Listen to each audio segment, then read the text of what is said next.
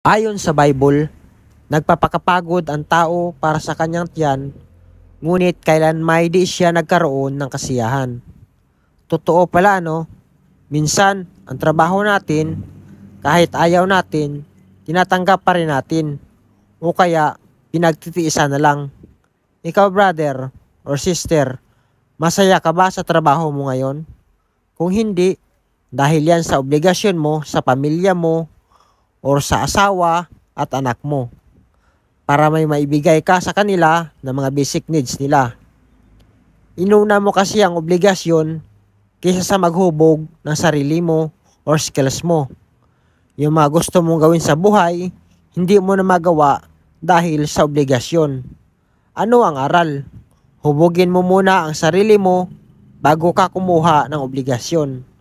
At tsak ako na anytime, pwede kang mag-resign sa work mo at lumipat sa iba. Kasi nga, hindi ka masaya. At once na matagpuan mo ang karir mo na diyan ka masaya, magpakadalubhasa ka dyan. At tsaka ako, na kung masaya ka sa work mo ngayon, masaya rin si Lord para sa'yo. Maawain kasi ang Lord natin eh. Mangangaral 6 verse 7.